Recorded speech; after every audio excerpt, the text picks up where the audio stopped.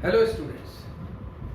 तो हमारे last video में आपने देखा था कि पार्टनरशिप क्या होता है, पार्टनरशिप की डेफिनेशन आपने समझी, उसके कैरेक्टरिस्टिक्स को समझा, यानी पार्टनरशिप अब हम लोग समझ चुके हैं।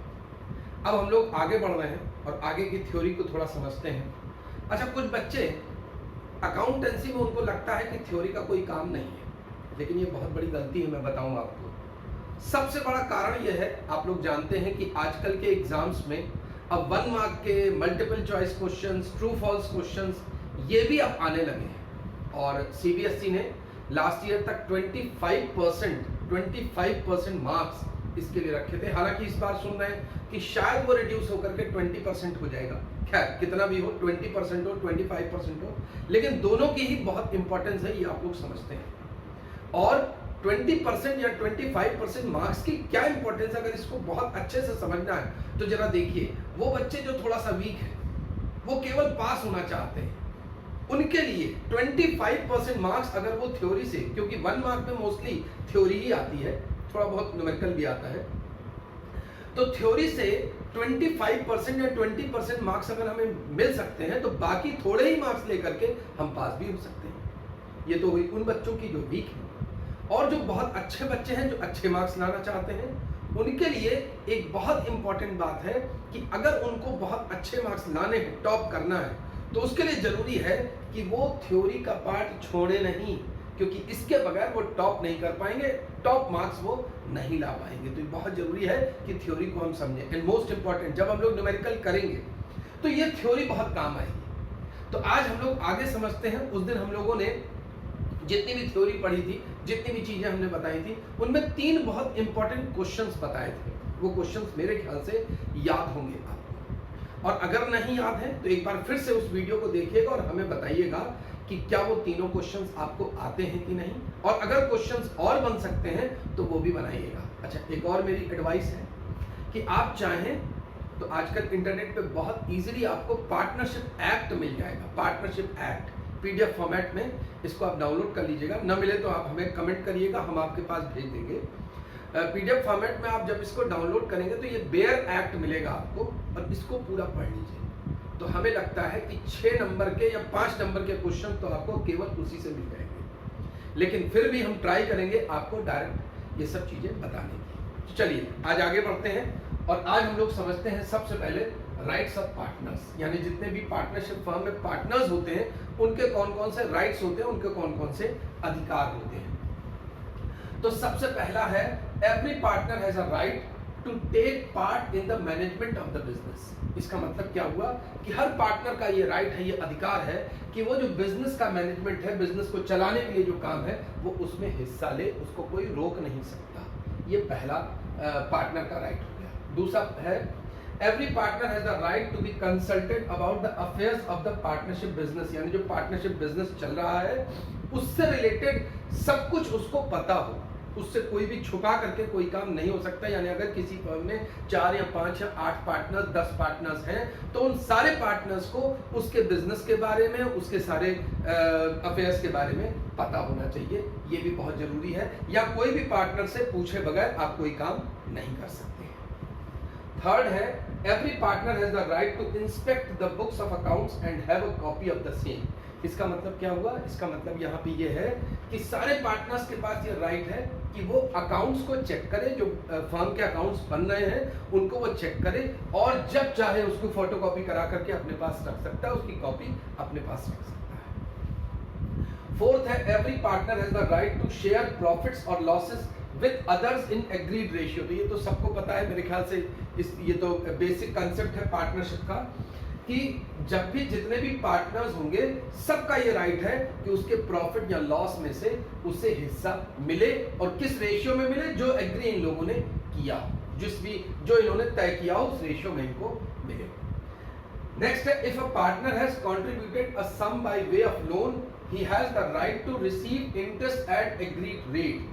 If the rate of interest is not agreed, it is paid at 6% per annum। ये बहुत इंपॉर्टेंट है और न्यूमेरिकल में ये आपके काम भी आएगा। जरा ध्यान से सुनिएगा इसको। अगर किसी पार्टनर ने फर्म को लोन दिया है, फर्म को लोन दिया है, कैपिटल की हम बात नहीं कर रहे हैं, कैपिटल तो सारे पार्टनर्स लगाते हैं, उसके बाद अगर किसी पार्टनर ने फर्म को लोन दिया, कुछ पैसे दिए हैं एज अ लोन, तो उस पे उसको इंटरेस्ट मिलने का अधिकार है, उसे इंटरेस्ट मिलेगा। और किस रेट से इंटरेस्ट मिलेगा? जो पहले से तय हो, लिखा है एग्रीड रेट, यानी जो भी पहले से तय हो उस रेट से इंटरेस्ट मिलेगा। और अगर तय नहीं है, अगर पहले से तय नहीं है, तो उस केस में उसे इंटरेस्ट 6% पर एनम के हिसाब से दिया जाएगा। तो इस तरीके से ये 5 पॉइंट्स हो गए। छठवां पॉइंट है, 6 पॉइंट में लिखा है every partner has a right to disallow the admission of a new partner. इसका मतलब क्या होगा? इसका मतलब यहाँ पे ये है कि कोई भी पार्टनर चाहे तो किसी भी नए पार्टनर के एडमिशन को रोक सकता है। यानी अगर किसी फर्म में 4 पार्टनर्स हैं, 4 पार्टनर्स ऑलरेडी हैं और 5वां पार्टनर आना चाहता है, 3 एग्री भी हो जाते हैं, मान लीजिए ए बी सी डी में से ए बी सी एग्री हो जाते हैं, लेकिन डी कहता है कि नहीं, ये पार्टनर नहीं आएगा, इसके अंदर ये कमियां हैं, या जो भी रीजन वो बताएं, तो फिर वो पार्टनर नहीं आ सकता। यानी जब तक सारे पार्टनर्स एग्री नहीं करेंगे तब तक नया पार्टनर नहीं आएगा। इसको भी ध्यान रखने वाली बात है। लास्ट है 7th है, if a partner incurs expenses or make payments on behalf of the firm, he has a right to be indemnified by the firm। इसका मतलब यहाँ पे यह है कि अगर कोई पार्टनर कुछ खर्च करता है फर्म के बिहाफ पे, या वो कोई पेमेंट करता है फर्म के बिहाफ पे, तो उसको ये पैसा फर्म से मिलने का अधिकार है, वो फर्म से वो पैसा वो ले लेगा। और लास्ट है every partner has right to retire from the firm after giving a proper notice। कोई भी पार्टनर चाहे तो कभी भी वो फर्म को छोड़ सकता है, लेकिन एक प्रॉपर नोटिस देने के बाद। एक नोटिस दे दे, 1 महीने 2 महीने या जितने की भी नोटिस दे दे पहले से, और उसके बाद जब चाहे वो फर्म को छोड़ भी सकता है। तो ये 8 पॉइंट्स बहुत इंपॉर्टेंट हैं, ये आपको याद रखने हैं। अब आगे हम लोगों को करना है पार्टनरशिप डीड। अब हम लोगों को समझना है पार्टनरशिप डीड। तो हम पार्टनरशिप डीड आपको बता दें, और एक बार फिर से हम आपको बता दें कि थ्योरी एक चीज और भी है बहुत इंपॉर्टेंट। आपको पता है कि आपका प्रैक्टिकल होगा, उसमें वाइवा होगा, और वाइवा में इसी तरह के छोटे छोटे क्वेश्चंस पूछे जाते हैं, तो उसमें भी ये बहुत काम आएगा। तो चलिए हम लोग आगे बढ़ते हैं और देखते हैं हम लोग कि पार्टनरशिप डीड क्या होता है और उसमें क्या लिखा जाता है। तो आइए अब समझते हैं पार्टनरशिप डीड। पार्टनरशिप डीड क्या होता है? अगर आप लोगों को याद हो, पहले दिन फर्स्ट वीडियो जो आप लोगों ने देखा था, तो उसमें पार्टनरशिप की डेफिनेशन पढ़ी थी और वहां पे बात आई थी एग्रीमेंट की, या कैरेक्टरिस्टिक्स में भी हम लोगों ने पढ़ा था कि पार्टनर्स के बीच में एक एग्रीमेंट होता है और उसी एग्रीमेंट के बेसिस पे वो लोग काम करते हैं। और ये एग्रीमेंट ओरल भी हो सकता है, रिटन भी हो सकता है, लेकिन अगर रिटन होता है तो वो बेटर होता है, उसमें डिस्प्यूट की चांस नहीं होती है, कम होती है। तो एग्जैक्टली पार्टनरशिप डीड क्या है अगर हम कहें, तो उनके जो टर्म्स एंड कंडीशंस हैं जब वो इन राइटिंग होते हैं तो उसको हम लोग कहते हैं पार्टनरशिप डीड। और पार्टनरशिप डीड में हम क्या लिखते हैं, इसको डिटेल में हम लोग जरा समझते हैं। तो पार्टनरशिप डीड, जिसको हम कह सकते हैं the document containing the agreement in writing among partners is called partnership deed, जिसकी डेफिनेशन से एकदम क्लियर हो जाता है कि एक ऐसा डॉक्यूमेंट जिसमें पार्टनर्स के बीच जितने भी एग्रीमेंट है वो लिखित होने चाहिए, लिखे हुए होने चाहिए, उसी को हम कहते हैं पार्टनरशिप डीड। सिंपल। अब पार्टनरशिप डीड में क्या लिखा जाता है? भाई पार्टनरशिप डीड इसलिए बनाई जाती है ताकि डिस्प्यूट ना हो। तो वो कौन से पॉइंट्स हैं जिस पे डिस्प्यूट होने की चांस है? वैसे तो उसकी लिमिट नहीं है, लिमिटलेस है, कितने भी हम लिख सकते हैं पॉइंट्स, लेकिन जो मेन पॉइंट्स हैं उनको हम लोग डिस्कस करेंगे। अगर आप डिफरेंट बुक्स पढ़ेंगे तो हो सकता है 1-2 पॉइंट्स आपको ज्यादा भी मिले या कम भी मिले, तो उसको भी आप देख लीजिएगा, समझ लीजिएगा, या अगर आपको याद आए तो वो भी आप अपने आप में ऐड कर लीजिएगा कि क्या इसके अलावा भी और पॉइंट्स हो सकते हैं। लेकिन मेन पॉइंट्स आज हम लोग डिस्कस करेंगे कि क्या चीजें हम पार्टनरशिप डीड में लिखते हैं जिससे कि डिस्प्यूट ना हो। ध्यान से जरा सुनिएगा, समझिएगा। तो पहला है डिस्क्रिप्शन ऑफ पार्टनर्स। क्या होता है description of partners? Description of partners का मतलब होता है कि पार्टनर्स की पूरी डिटेल, पार्टनर का नाम, उसका ऑक्यूपेशन, उसकी डेट ऑफ बर्थ, उसका एड्रेस, एवरीथिंग पार्टनर से रिलेटेड सब कुछ। सेकंड है डिस्क्रिप्शन ऑफ द फर्म, यानी फर्म का नाम, फर्म का एड्रेस, ये सब चीजें इसमें होती है। यहाँ पे फर्म और पार्टनर्स में क्या डिफरेंस है? Individually they are called partners, यानी हम अलग अलग तो उनको पार्टनर्स कहते हैं, but collectively they are called firm. जब वो कलेक्टिव हो जाते हैं, एक साथ हो जाते हैं, तो उसे हम लोग फर्म कहते हैं। तो फर्म और पार्टनर्स का अलग अलग पूरा डिस्क्रिप्शन होना चाहिए। इसके बाद है nature of business. Nature of business का मतलब क्या होता है कि हम बिजनेस कौन सा करेंगे, किस तरह का करेंगे, उस बिजनेस में क्या हम लोग काम करेंगे, इसे भी पहले से ही मेंशन कर देना चाहिए ताकि बाद में डिस्प्यूट ना हो। इसके बाद कमेंसमेंट ऑफ बिजनेस, यानी बिजनेस किस डेट से, फर्म का बिजनेस किस डेट से स्टार्ट होगा, इसे भी इसमें पहले से ही लिख देना चाहिए।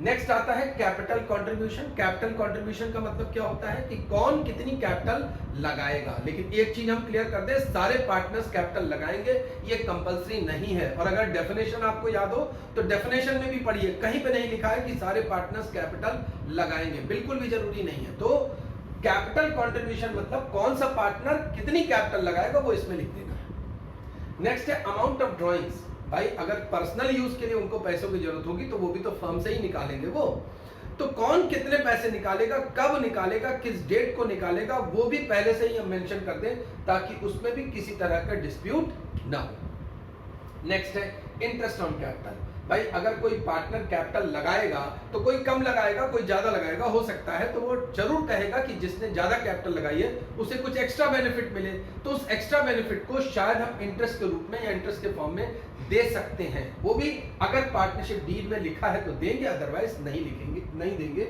यानी कैपिटल पे कितना इंटरेस्ट दिया जाना है वो इसमें हम मेंशन कर देते हैं अगर देना है तो। फिर क्या हम ड्राइंग्स पे भी इंटरेस्ट चार्ज करेंगे, क्या फर्म उनसे ड्राइंग्स पे इंटरेस्ट चार्ज करेगा, अगर चार्ज करेगा तो किस रेट से करेगा, वो भी आप इसमें मेंशन कर दीजिए ताकि इसमें भी कोई डिस्प्यूट ना रहे। नेक्स्ट है प्रॉफिट शेयरिंग रेशियो। जैसा कि आपको पता है कि सबसे ज्यादा इंपॉर्टेंट यही है। सबको लगता यह है कि पार्टनरशिप डीड में शायद केवल यही लिखा जाएगा, नहीं, चीजें तो कई लिखते हैं बट ये बहुत इंपॉर्टेंट है कि जो पार्टनर्स हैं उनके बीच का प्रॉफिट शेयरिंग रेशियो क्या होगा, किस रेशियो में वो लोग पार्टनर्स अपने प्रॉफिट को शेयर करेंगे। नेक्स्ट है इंटरेस्ट ऑन पार्टनर्स लोन, यानी अगर किसी पार्टनर ने फर्म को लोन दिया है, कैपिटल के अलावा कुछ पैसे दिए, तो उसे अगर इंटरेस्ट देना है तो किस रेट से आप इंटरेस्ट दोगे, वो भी आप इसमें मेंशन कर दो। नेक्स्ट है रेमुनरेशन। रेमुनरेशन यानी सैलरी, बोनस, कमीशन। क्या किसी पार्टनर को कुछ एक्स्ट्रा काम करने का कोई रेमुनरेशन यानी सैलरी, बोनस, कमीशन मिलेगा? अगर मिलेगा तो वो भी आप इसमें मेंशन कर दीजिए, तो इसमें भी डिस्प्यूट नहीं रहेगा। नेक्स्ट है valuation of assets. Valuation of assets क्या होता है कि अगर हमें कभी फर्म के एसेट्स की वैल्यूएशन की जरूरत पड़ी तो हम कैसे उसका वैल्यूएशन करेंगे। खास करके वैल्यूएशन की जरूरत तब होती है जब फर्म का रिकॉन्स्टिट्यूशन होता है। जब फर्म का रिकॉन्स्टिट्यूशन होता है तो हमें फर्म का एसेट्स का वैल्यूएशन करना होता है, या कह लो रीवैल्यूएशन करना होता है। तो वो रीवैल्यूएशन किस बेसिस पे करेंगे, किस फॉर्म पे करेंगे, वो भी आप इसमें मेंशन कर दीजिए। नेक्स्ट है settlement of account. Settlement of account का मतलब क्या होता है कि अगर कोई पार्टनर रिटायर हो जाए या अगर किसी पार्टनर की डेथ हो जाए तो उसके पैसे हम कैसे लौटाएंगे, किस फॉर्म में लौटाएंगे, क्या इंस्टॉलमेंट्स में देंगे या एक साथ देंगे या एक सर्टेन टाइम के बाद देंगे, वो भी आप इसमें पहले से ही मेंशन कर दीजिए, जिसको हम लोग कहेंगे सेटलमेंट ऑफ अकाउंट। इसके बाद है अकाउंटिंग पीरियड। अकाउंटिंग पीरियड आप लोग जानते हैं, आप लोगों ने 11th में भी इस चीज को पढ़ा है कि जब भी हम अकाउंट्स बनाते हैं तो वो जनरली एक सर्टेन ईयर के होते हैं, और वो ईयर कब से कब तक होगा। हो सकता है कैलेंडर ईयर हो यानी जनवरी टू दिसंबर हो सकता है फाइनेंशियल ईयर या जो हमारे गवर्नमेंट के रूल्स हैं उसके अकॉर्डिंग हो यानी अप्रैल टू मार्च, या हो सकता है जुलाई टू जून हो, या जिस तरीके से भी हम अकाउंट्स बनाना चाहें वो भी आप इसमें मेंशन कर दीजिए कि आपका अकाउंटिंग पीरियड क्या होगा। वैसे जनरली जो इंडिया में चलता है वो आपको पता है, वो है अप्रैल टू मार्च। फिर है rights and duties of partners, यानी किस पार्टनर का क्या राइट होगा, किस पार्टनर की क्या ड्यूटी होगी, वो भी आप पहले से ही मेंशन कर दीजिए। नेक्स्ट है duration of partnership. Duration of partnership का मतलब अगर हम इस पार्टनरशिप को किसी खास पर्पस के लिए बना रहे हैं तो जब वो पर्पस पूरा होगा तो ये पार्टनरशिप भी अपने आप एंड हो जाएगी, तो उसका पीरियड कितना होगा अगर आपको मेंशन करना है तो वो भी मेंशन कर दीजिए। नेक्स्ट है bank account operation. Bank account operation का मतलब क्या है कि अगर ये फर्म है, ये बिजनेस करेगी तो बैंक में अकाउंट भी ओपन होगा, और बैंक में जब अकाउंट ओपन होगा तो उसको कौन ऑपरेट करेगा, किसके सिग्नेचर से ये बैंक अकाउंट ऑपरेट होगा। क्या केवल एक ही पार्टनर इस पे सिग्नेचर करेगा या 2 या 3 या जितने पार्टनर्स हैं, आप उसे भी मेंशन कर दीजिए कि इस बैंक अकाउंट को कौन ऑपरेट करेगा, कैसे ऑपरेट करेगा। लास्ट है सेटलमेंट ऑफ डिस्प्यूट्स। हालांकि ये पार्टनरशिप डीड इसलिए बनाई जाती है कि डिस्प्यूट ना हो, लेकिन अगर उसके बाद भी डिस्प्यूट हो जाए तो हम लोग किस बेसिस पे इस डिस्प्यूट को सेटल करेंगे वो भी आप इसमें लिख देंगे। तो इस तरीके से ये है पार्टनरशिप डीड। लेकिन क्या आपको लगता है कि सारी फर्म्स पार्टनरशिप डीड बनाती हैं, यानी इन राइटिंग बनाते हैं ये? अगर हाँ तो बहुत अच्छा, लेकिन अगर नहीं तो उस केस में हम कौन से रूल्स अप्लाई करेंगे? कौन से ऐसे रूल्स हैं कि अगर कोई पार्टनरशिप फर्म पार्टनरशिप डीड नहीं बनाती है तो कौन से रूल्स अप्लाई होंगे? या पार्टनरशिप डीड तो बनाते हैं लेकिन कुछ चीजें हम लिखना भूल जाते हैं। कोई जरूरी थोड़ी कि सारी चीजें लिखी जाए, या जितनी आपके दिमाग में आए हो सकता है आप उतना ही लिखें, हो सकता है कि आप कैपिटल कंट्रीब्यूशन ना लिखें, या इंटरेस्ट ऑन कैपिटल लिखना भूल जाएं, या प्रॉफिट शेयरिंग रेशियो भूल जाएं, या कोई भी पॉइंट अगर हम भूल गए, या इंटरेस्ट ऑन पार्टनर्स लोन भूल गए, तो उस केस में हम लोग किस तरीके से इसको एडजस्ट करेंगे ये भी जानना बहुत जरूरी है। क्योंकि जब हम लोग अपने अकाउंट्स बनाएंगे, हम अकाउंटिंग सीखेंगे पार्टनरशिप की, उस समय अकाउंट्स बनाते समय हमें ये रूल्स जरूर पता होने चाहिए कि अगर पार्टनरशिप डीड नहीं है, या पार्टनरशिप डीड तो है उसमें वो पॉइंट्स नहीं है, तो उन पॉइंट्स को किस तरीके से हम लोग ट्रीट करेंगे। नेक्स्ट पॉइंट वो हम लोगों को सीखना है। एक बात और, जैसा कि अभी हमने आपको बताया कि आप partnership act, Indian Partnership Act 1932 download कर लीजिएगा, उसको देखिएगा, उसको पढ़िएगा, और अगर ना मिले तो हमें बताइएगा। और एक चीज और वो है पार्टनरशिप डीड का फॉर्मेट, वो भी आपको मिल जाएगा, उसको भी आप देखिएगा, पीडीएफ फॉर्मेट में आप वो भी मिल जाना चाहिए। नहीं मिले तो वो भी बताइएगा, वो भी हम आपको प्रोवाइड करेंगे, और उसे भी देखिएगा तो आपको एक नॉलेज हो जाएगी कि प्रैक्टिकली कैसे बनता है। तो हम लोगों को अब जो पढ़ना है नेक्स्ट पॉइंट, वो है पार्टनरशिप डीड के एब्सेंस में कौन से रूल्स अप्लाई होंगे। तो चलिए अब हम लोगों को सीखना है rules applicable in the absence of partnership deed, यानी अगर पार्टनरशिप डीड ना बने या पार्टनरशिप डीड बने उसमें कुछ पॉइंट्स हम लिखना भूल जाएं, तो उन रूल्स को उसको हम लोग कैसे ट्रीट करेंगे, उन आइटम्स को कैसे हम ट्रीट करेंगे। ये 5 पॉइंट्स इसमें मेन है, ये मेन पॉइंट्स आपके न्यूमेरिकल में भी काम आएंगे, इसलिए हम लोग इसको डिस्कस करते हैं। Number 1, interest on capital. क्या पार्टनर्स की कैपिटल पे इंटरेस्ट दिया जाएगा? तो इसका जवाब है नहीं। यानी किसी भी पार्टनर की कैपिटल पर इंटरेस्ट नहीं दिया जाएगा अगर पार्टनरशिप डीड में नहीं मेंशन्ड है। तो यह है as per under section 13C, under section 13C of Indian Partnership Act 1932। उसके अकॉर्डिंग हम किसी भी पार्टनर की कैपिटल पर इंटरेस्ट चार्ज नहीं करेंगे, किसी भी पार्टनर की कैपिटल पे इंटरेस्ट अलाउ नहीं करेंगे, उसे इंटरेस्ट नहीं देंगे। दूसरा है इंटरेस्ट ऑन ड्राइंग्स, यानी किसी भी पार्टनर के ड्राइंग्स पे इंटरेस्ट नहीं लगेगा अगर पार्टनरशिप डीड में ये बात मेंशन नहीं है तो। नेक्स्ट है प्रॉफिट शेयरिंग रेशियो, यानी किसी भी पार्टनर को, जितने भी पार्टनर्स हैं उन्हें प्रॉफिट जो है वो इक्वली बांटा जाएगा, इक्वली बांटा जाएगा सॉरी। तो पार्टनर्स को इक्वली प्रॉफिट बांटा जाएगा अगर पार्टनरशिप डीड में प्रॉफिट शेयरिंग रेशियो मेंशन्ड नहीं है तो। रेमुनरेशन टू पार्टनर्स, यानी किसी भी पार्टनर को रेमुनरेशन यानी सैलरी बोनस कमीशन नहीं दिया जाएगा, भले वो एक्स्ट्रा काम करे फर्म के लिए या ना करे, किसी भी कंडीशन में हम रेमुनरेशन नहीं देंगे। ये भी अब बात आपको पता है, ये तब जब पार्टनरशिप डीड में मेंशन नहीं है। And last, interest on partners loan, यानी अगर कोई पार्टनर फर्म को लोन देता है तो लोन पे भी इंटरेस्ट उसे 6% पर एनम के हिसाब से दिया जाएगा अगर पार्टनरशिप डीड में पहले से मेंशन नहीं है तो। 6% पर एनम के हिसाब से दिया जाएगा, और सबका हमने सेक्शन भी लिख दिया है, इसको भी आप लोग अपनी कॉपी में, पहले भी बताया है कि आप लोग अपनी कॉपी में इसको लिखेंगे जरूर, अपनी नोटबुक में लिखेंगे जरूर, क्योंकि जब आप नोट करेंगे ना तो ऐसे ही आपको याद हो जाएगा, आपको एक्स्ट्रा उसे शायद पढ़ने की जरूरत नहीं पड़ेगी। और जब हम लोग न्यूमेरिकल सॉल्व करेंगे तो ये सारे पॉइंट्स कहीं ना कहीं आपको मिलेंगे, और जब ये पॉइंट्स आपको मिलेंगे तो वैसे भी ये सारे पॉइंट्स आपके क्लियर हो जाएंगे।